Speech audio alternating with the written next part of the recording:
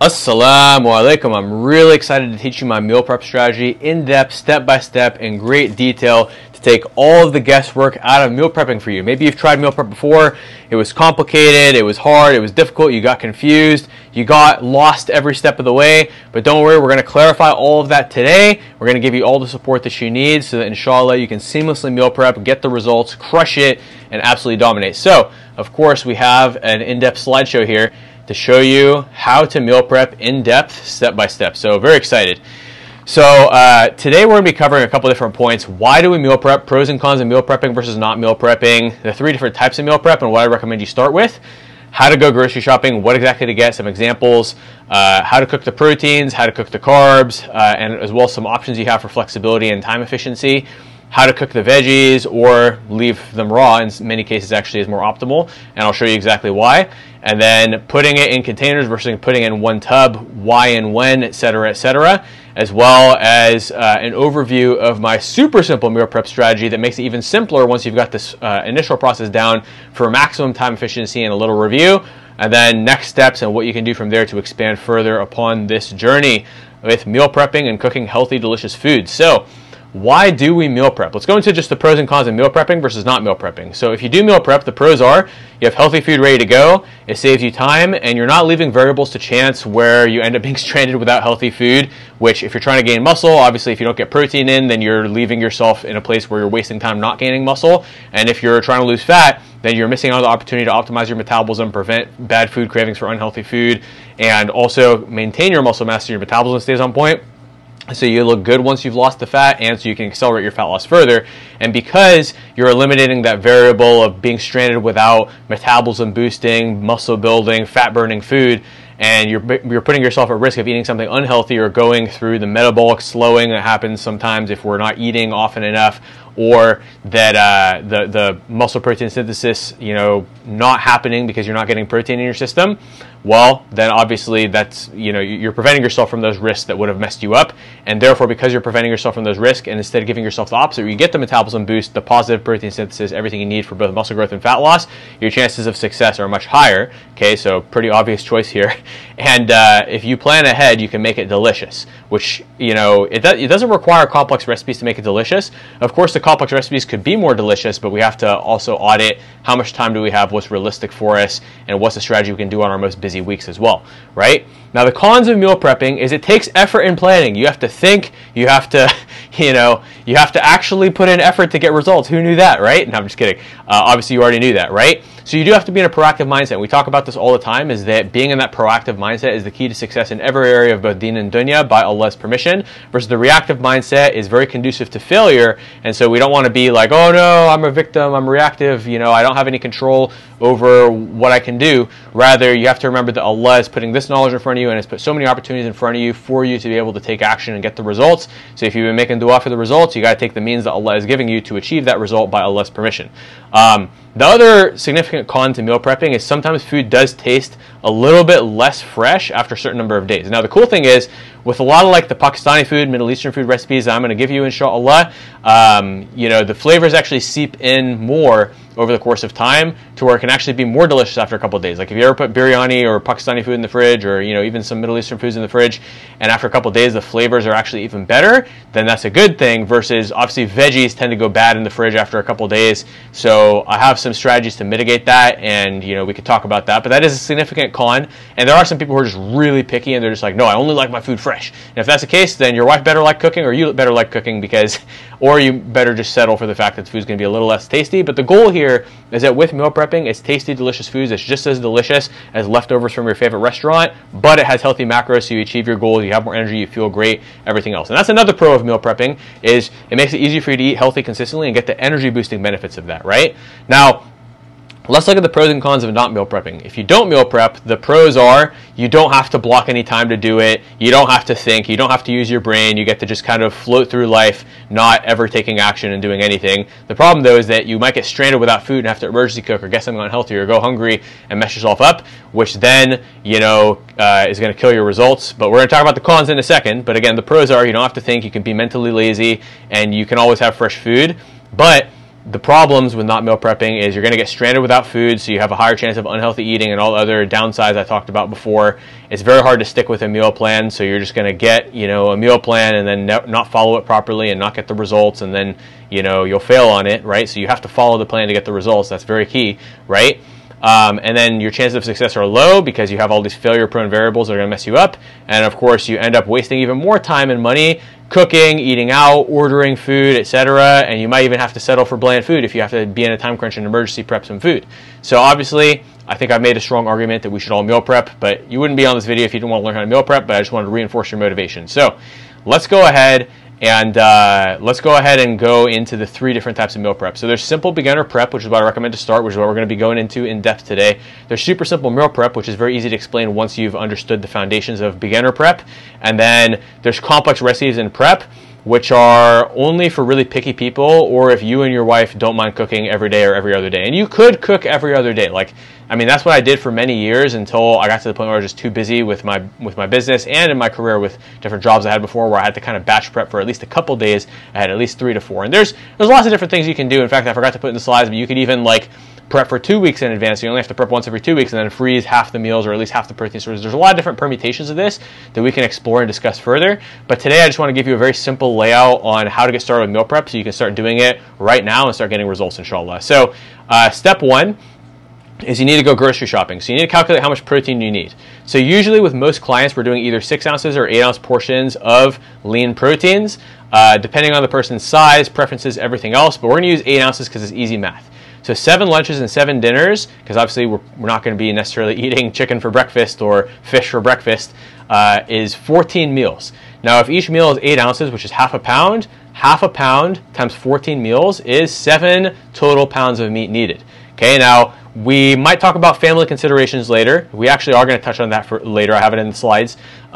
Because obviously if your family likes to eat your food, especially because we're going to make some delicious recipes, inshallah, which a lot of clients in the past have complained, my kids are eating all my food because it's so delicious, which is a high quality problem to have for sure, as opposed to my kids won't touch this because it's disgusting. How much longer do I have to stick to this diet? No, people are like, hey, this is actually working really well for me, alhamdulillah.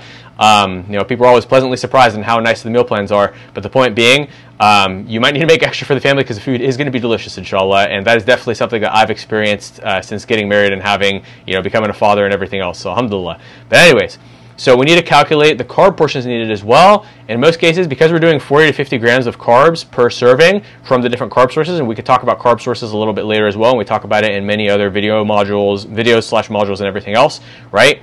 So, but we're going to use that as an example since that's what you're most likely going to be seeing inside of your own personal meal plan. So, again, example grocery list number 1, we're looking at what I call the simple chicken, right? Which is like somebody who's only doing chicken that particular week. Now, I'm going to tell you a little bit later why it's not optimal to only do chicken all the time and why sometimes we want to switch it up with fish and beef. There are actually various reasons, whether it's cholesterol, whether it's omega-6s, whether it's inflammation, whether it's, accumulated buildup. There's a lot of different reasons why it's good to rotate, and just even personal preferences and variety. It's good to switch it up. Even if you really like chicken, like a lot of us do, sometimes you got to switch it up, not just for taste reasons, but also for physiological reasons as well to optimize your results and your health. So anyways, but in the simplest example, right, if you're gonna get groceries and you're only doing chicken, but maybe you're switching it up between basmati rice and sweet potato or even regular potato, what your grocery list might look like, and you can screenshot this and test it out depending on what grocery list you have on your own individual meal plan. Again, just depends on what structure you have inside of your meal plan for yourself, right? But in this example, we're doing 7 pounds of boneless, skinless chicken breast, which is going to last us 14 meals if we're doing 8 ounces per meal, right? About 50 grams of protein each. For carbs, we're going to do 2 cups of basmati rice, okay, which is going to make us 8 meals total because the dry 2 cups of basmati rice is going to yield us 4 to 6 cups cooked, okay? So that's going to be split into 8 meals. And then 3 pouches of Kroger frozen sweet potato. Each pouch has 80 grams of carbs, which means if we're doing 40 to 50 gram portions of carbs, which is optimal for most people, then each pouch has 2 servings, so 3 pouches times 2 servings each is 6 meals total. So that makes our 14 lunches and dinners for 7 days a week. Now, as far as veggies, big bag of carrots, not frozen, but just regular. We're going to keep those in the fridge separate from the meals. Big bag of frozen green beans, which we're going to mix in actually to the meals. Not like mix in like you're going to mix it with the rice and make it taste weird, but like it's going to be a veggie portion on the side. And big bag of frozen mixed veggies. Again, there's many different veggie options that we can choose here, but I'm just giving you a specific example. Now, obviously, you know, as you see from all the other stuff we have on your meal plans and everything else, right? There's Chobani Zero Greek yogurt, great ice cream replacement that has incredible macros, great protein to calorie ratio. Avocado oil is great. The Chosen Foods one you can kind of find anywhere. Extra virgin olive oil is really good too. Extra virgin olive oil, the Palestinian one, is always the best, right? And obviously, you know, supporting a noble cause, helping, you know, people who absolutely need, you know, the shelter, medical supplies, food, everything else at this time. May Allah liberate our brothers and sisters. Ameen. Avocado oil spray is good. Chosen Foods has a good one. Trader Joe's one has a good one too. Shawarma seasoning, if you don't already have it, you might already have it in your house. However, though, it needs to be an oil-free shawarma seasoning, no calories, just the powders, right? And no preservatives either. If it has calories or preservatives, then that's a problem. And inshallah, you could check out my other video / module on condiments, because that's an important topic as well that we cover inside of, you know, the meal plans to ensure that everything is good to go. And you're able to enjoy condiments that don't mess up your macros. So no mayo, no oil, none of that, you know, junk. We only want to be having, you know, my low calorie, high protein ranch recipe, and, you know, different various other ones that we have, right? And you know, I got the right to one. I mean, we got so many different condiments that are low calorie and even high protein in some cases that you don't need to be touching that. Even Chosen Foods mayo has way too many calories, even though it's technically made from avocado. It's technically healthy. We don't want to be eating mayo. That's going to add way too much fat, way too many calories to our meal plan, mess up our macros, and completely destroy our results and stop us from being in the deficit required for fat loss. And if you're in a muscle growth phase, it's going to make you gain excess fat as part of your, you know, mild caloric surplus. So for both muscle growth and fat loss, we want to keep, you know, fatty condiments, sugary condiments down, because fats and sugars are something we always want to keep very limited to ensure that we're not getting any of the negative effects of fats and sugars versus complex carbs, lean proteins. We're always focused on that, as you know. But anyways, local hive honey is a very good, readily accessible one in the U.S., but you could get any local raw unfiltered honey. So let's say there's somebody who chills outside your masjid on Jummah, sells like a really nice high quality honey, raw unfiltered local honey, and that's great, but it needs to be raw unfiltered, local, ideally organic as well. Lemon pepper you can have on hand. Chipotle pepper, really, you could have chicken tikka seasoning, just as long as it's not the Sean brand with all the preservatives and it's not some oily blend, but it's just the powder homemade from the Middle Eastern store or the Pakistani store. So whatever calorie-free seasonings you have, you can get them. I'm just giving some examples of some good ones like shawarma. Honey needs to be counted, of course. We can't just put an unlimited amount of honey on our food, because you could theoretically ruin your calorie deficit with honey. I mean, it has a lot less calories than oil and stuff like that, but we still need to be mindful of it and count it. But it is a sunnah superfood. It boosts testosterone, has a lot of benefits, so we do include it. But Chipotle is good. Any other zero-calorie seasonings you like. Monk fruit-based diet soda, very good as well. You know, you could utilize sucralose and stevia. I was a big fan of stevia for many years, although I've recently moved away from it for various reasons. Sucralose, I'll still consume it, actually sometimes on a daily basis, because believe it or not, even though it's artificial, new evidence is actually showing that for many people it doesn't necessarily cause significant issues, versus actually, even though stevia is natural, there is some recent evidence that shows that it could potentially cause some issues. But monk fruit seems to be the safest. I mean, again, we try our best, but anything's better than sugar. I mean, all studies will show you that, right? And then, of course, you got, you know, Quest protein bars on hand, so you have, you know, a healthy replacement for chocolate. Quest protein chips on hand, so you have a healthy replacement for chips. Levels grass-fed whey, so you have whey protein for your breakfast. If those are the options you're choosing for breakfast, which a lot of them, just for convenience, have whey protein. BPA-free meal prep containers. Again, there's a lot of stuff. Now, let's go into a slightly more complex and varied grocery list in case you want to switch it up between chicken, fish, even steak. So you might be doing 3 pounds of boneless, skinless chicken breast, 6 meals, 1 pound of ribeye, which is only going to be 2 meals, okay? And, you know, obviously, if we're buying fatty meat, we're going to do that with no carbs, unless it's your cheat meal, right? Because obviously we need to offset the calories and all the fats in the ribeye. And again, we're keeping that limited for, you know, saturated fat reasons, cholesterol reasons, various other reasons. But there's a lot of great micronutrients in red meat, so we definitely don't want to completely avoid it. 3 pounds of cod, which is a very good, easy to find, clean, healthy fish that is low in like cholesterol, everything else. So that's always a good option. 2.5 pounds of russet potato, okay? This is very, very good, and I always, as you guys know, in the middle of videos, like to check audio, make sure everything is good. But anyway, so russet potato, so that's a really good option. So we're doing half potato, half rice, right? We're actually going down to the 1.75 cups of basmati rice because, you know, again, we're looking to get a certain ratio with the meals here. We're trying to do, you know, 5 meals of potato and 9 meals of basmati rice, so it becomes very fragmented.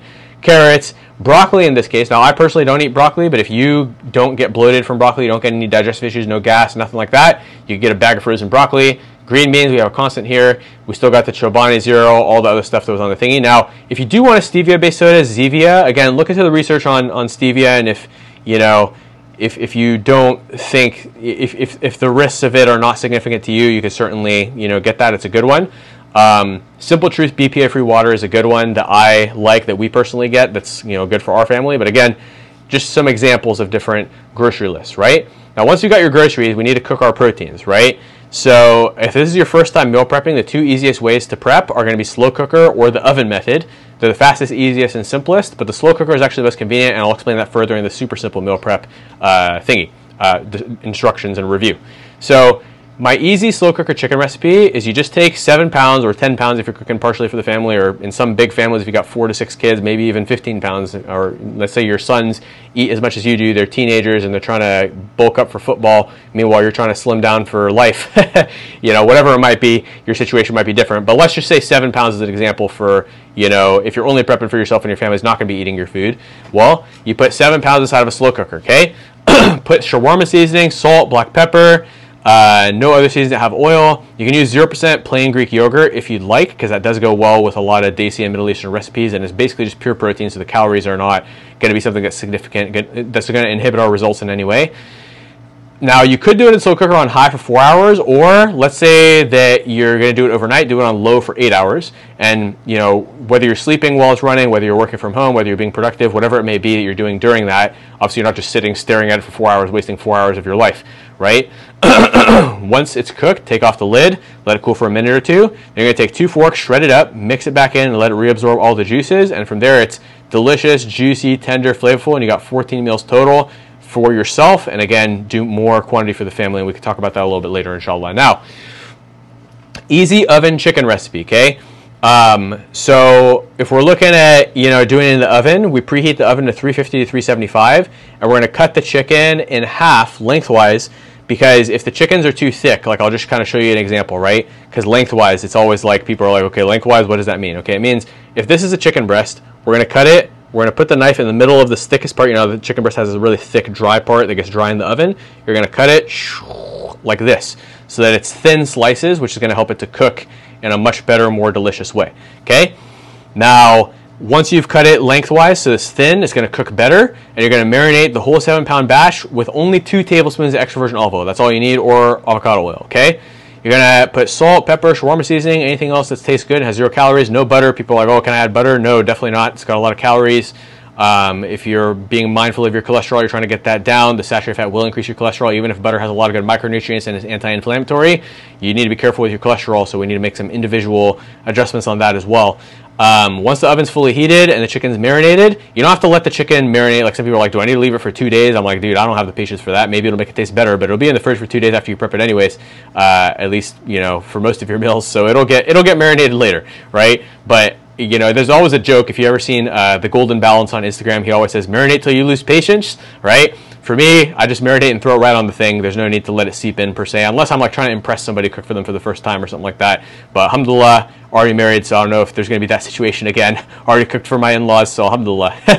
But anyways, place it in the oven for 25 minutes. Once 20 to 25 minutes are up, and actually, okay, sometimes I'll have guests and I'll make my special lamb and I'll marinate, I'll slow cook it. But you know, the point being, we're talking about utilitarian meal prep for yourself, reasonably delicious food. Whether you marinate it for 2 days or 0 days at all, the food's still going to taste reasonably good for the purposes of utilitarian meal prep, to make it sustainable and easy to eat clean for the rest of your life, so you have more energy, you get and stay fit, etc. And of course, in maintenance, you can do more cheat meals than in, you know, non-maintenance or fat loss phase. But anyways, so once you've done it for about 25 minutes, you're going to take it out of the oven and cut the thickest piece at the thickest part to ensure it's fully cooked. Okay, and again, never eat raw chicken, right? You increase your risk of salmonella. So that's my liability disclaimer there. You know, for all these recipes, don't be eating any kind of raw meat, especially raw chicken, okay?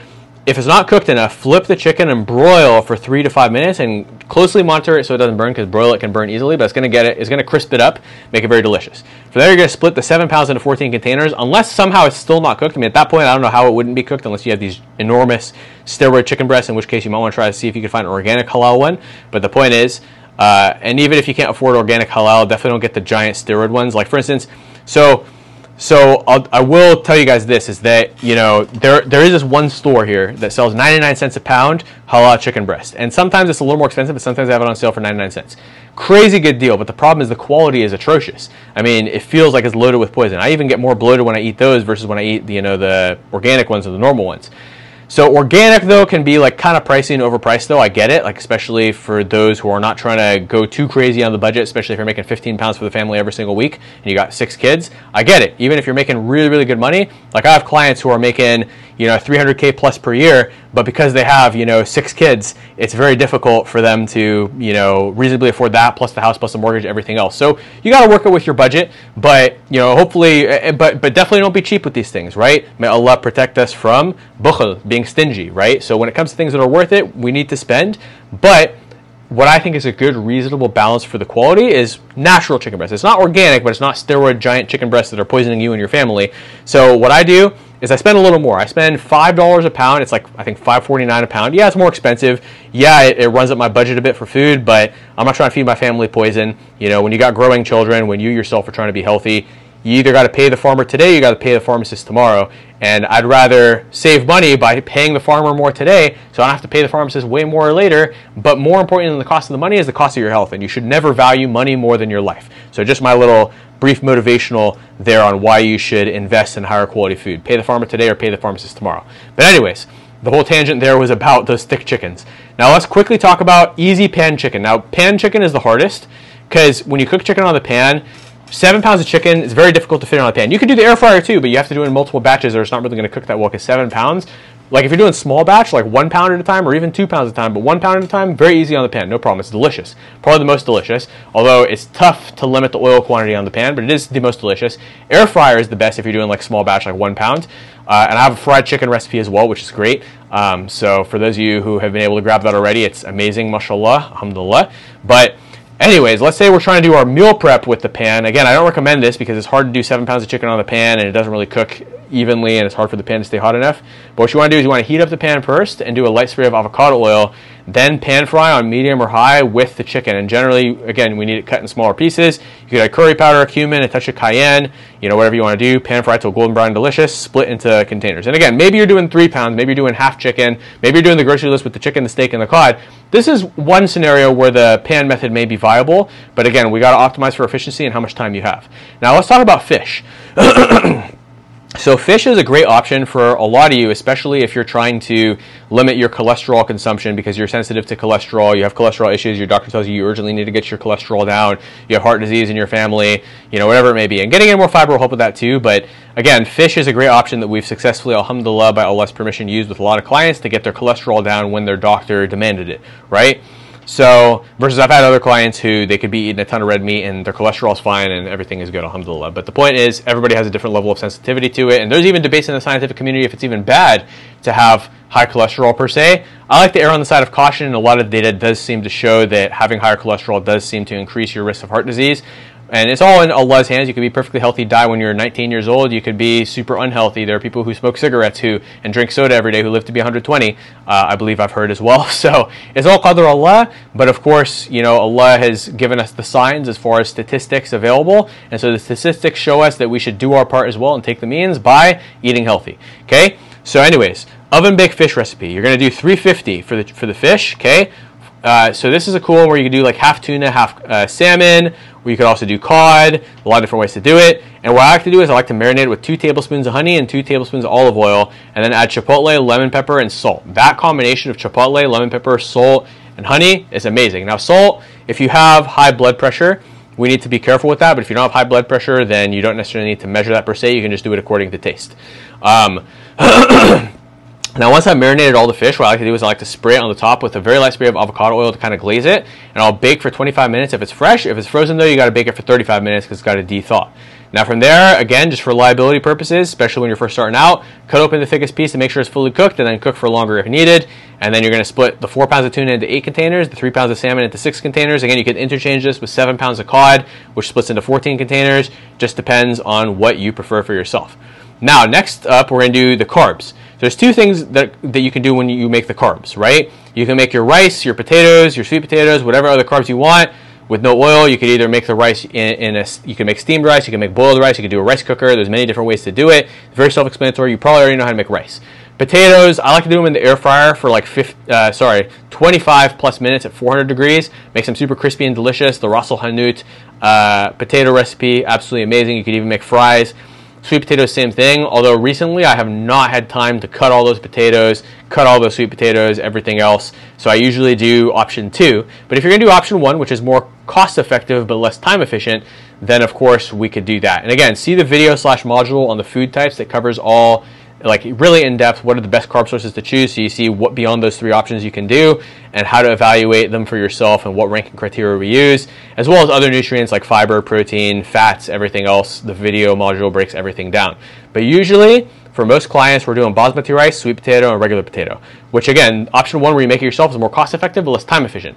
Now let's say you're somebody who, mashallah, you make a lot of money, money's not an issue, but time is an issue because you're working so much to make all that money that you don't have time. What you might need to do is option 2, which is to buy ready-made basmati rice and ready-made frozen sweet potato chunks. You can even buy ready-made diced potato. There's a lot of different things you can do. So this is less time efficient. Sorry, it's more time efficient, but it's less cost effective. So again, if you're somebody who has a lot of time, maybe you don't have a job, maybe you're a college student, but you know, you don't have a lot of money, you're gonna have to do option 1 so you can save money. If you're somebody who, mashallah, works a lot in a prestigious field, you own a business, you know, you're working in front of a desk 12 hours a day, you're a doctor, so you have a lot of money, but you don't have a lot of time, option 2 is the better thing for you, okay? Now, step 4 is we either want to cook the veggies or leave them raw. Personally, I like to leave most of them frozen, okay? So I do frozen green beans, frozen mixed veggies, but I like to do my carrots raw. So it's all personal preference, but the advantage is that if frozen, you could just put it in the meal preps because the microwave is going to heat them anyways. And I always get somebody whenever I mention microwave who asks, oh, isn't that going to give you cancer? Does it cause radiation? Don't worry, the radiation you get from a microwave, I've literally talked to, he's a specific type of physicist. I think he's a medical physicist. He actually evaluates like medical equipment for their radiation, for their effectiveness and everything else. And I was talking about this because I was talking about like DEXA scans, which is a way that we sometimes, for clients who really want to get a very exact measurement of their body fat, we'll use like a DEXA scan. So I was talking to him about like the radiation aspect of these things, and he said, don't worry, you know, whether it's an x-ray at the airport, whether it's, you know, this, whether it's that, the amount of radiation you get is nothing in comparison to how much radiation you experience up in the air when you're flying on a plane. So if you're really scared of radiation, never travel anywhere. Just take boats and cars everywhere and do 17-hour trips and 24-hour trips and 3-month journeys on a boat from, you know, Pakistan to America or, you know, to wherever you're from, right? Obviously, it's a joke, right? But the point being, like, you know, it's not really practical to do a 24-hour road trip from California to New York every time you want to see your family or see the country. Maybe you enjoy that, but for most people, flying is what's required for business, for leisure travel, for your kids, because your 4-year-old isn't going to want to sit in the back of a car for 17 hours, let alone 1 hour. So the point is, you know, you're going to get more radiation while flying, but don't worry, people aren't necessarily dropping like flies from cancer due to flying. So inshallah, you'll be fine. Anyways. But veggies are usually the first thing to spoil in the meal prep, so I like to leave the veggies raw and frozen because that kind of allows them to last for the entire 7 days, so that I only have to meal prep once a week. Now, what I usually do, though, is I usually have a bit, and I'll explain the super simple strategy later, because actually with those, I don't even put it in containers, although in the beginning you should do containers just so you learn the portion sizes. But I always like to keep a big bag of raw carrots in the fridge to supplement any meals needed. And, you know, obviously, I don't like to put the raw carrots in the container because if you microwave those, you know, they just, they get too soft. And I like the firm, crunchy carrot because I like crunchy food. I like to experience that crunch sensation to satisfy my cravings. But anyways, and that kind of leads us into step 5, which is putting it in containers versus putting it in one big tub. Okay? So, if you're a beginner or you're just starting a fat loss phase after having done a flexible maintenance phase or a flexible lean bulk phase, then you should use containers so you can re-attenuate your mind to what are the correct portion sizes to make sure the measurements are exact, so you can guarantee that you get predictable results by the permission of Allah inside of your fat loss by controlling every variable, every number. And that's obviously the process we use to ensure that you're not wasting your time, but you're getting results. Because so many people waste their time thinking they're eating healthy only to find out that they're overdoing their portions when they actually try tracking, versus we want to shortcut that process and not waste time and actually just get the results, inshallah. But I don't like to use a food scale because that's really cumbersome. So I like to just buy 7 pounds of chicken. I just go to the store and I say, "Assalamu alaikum, brother, give me 7 pounds of chicken, please." Boom, chicken breast, boneless, skinless. Give me that organic one, not the steroid one. No, I'm just kidding. I don't say that. I just tell them it's called the Amana brand chicken breast. All right. And then we'll put a portion of sweet potato or rice or whatever it may be, and we just split it evenly in 14 containers so that we don't have to use a food scale ever, right? But if you do a big tub, which again you should do a couple weeks of prep, so you just learn the portion sizes first. You could eyeball it by that time because you kind of know what an 8-ounce or a 6-ounce portion looks like. But if you find that your results suffer, then you're going to need to measure either with containers or with a food scale. Now, one thing to account for is that lean proteins lose weight when they're cooked, but rice obviously gains weight because it gains, water. So make sure that you weigh the whole batch before and after so you can determine how much is your 7 pounds of chicken when it's cooked. Usually it's going to lose about 25% of its moisture, but in the slow cooker it retains more of its moisture. So it just depends. Or again, if you don't want to have to use a food scale, which is cumbersome, at least for me, I'm sure it is for you as well, for most of you, then just split it evenly. And if you're prepping for the family, if you have, one wife, one kid, you could just, get 10 pounds or however much you need, split it evenly, take 14 of those 20 portions for yourself and put the remaining 6 in a family bowl or for the family, or make extra meals for the family to cover the surplus. Again, it just depends on how many kids you have, how many wives you have, whatever it may be. So now, super simple meal prep overview, okay?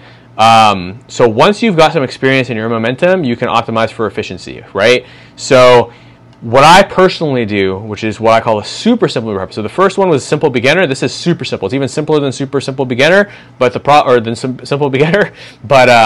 But the problem is that if you don't understand the principles of the basics first that I covered in the previous sections, then of course you're going to need to learn those basics first. But once you've got some experience in your momentum, we can optimize for efficiency. So I like to get 10 pounds of chicken, and I put it in the slow cooker overnight, and I either put shawarma seasoning or desi seasoning, whenever I need emergency prep.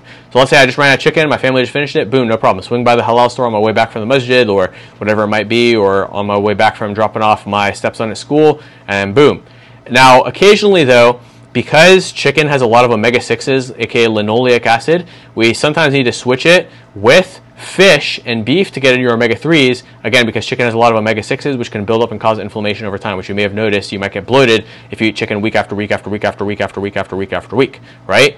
As far as the carbs go, I usually just keep frozen sweet potatoes, ready-made rice, and veggies on hand, or I have my wife make rice with no oil, and then I just measure it out with a cup, and of course, when I'm single, I'd make my own rice myself. Now, the next step for you is if you want to hire a coach to help you structure all of this and stay accountable and guarantee you lock in your process to get the results and you're ready to invest in yourself, you'd rather spend the money than spend the time trying to figure this all out on your own, tap below to learn why we're the best and see proof that what we do works better than any other system out there, and the link will be in the description. If you're not ready yet though, or maybe you're in a tricky financial position where you need to keep going through the free content first and figure it out for yourself, or maybe you have the money but you haven't seen enough content for me to feel comfortable, investing and working with us just yet, totally understand if you need to warm up to me more. So if you want to get more results in advance to build that level of trust and everything else that you need, I'm going to attach the Science of Fat Loss and Muscle Growth video here. Very insightful video. It's going to teach you a lot, inshallah. And the food ranking video I referenced earlier right here, so you can utilize that to get the results. And inshallah, I'll see you in the next video. Assalamu alaikum.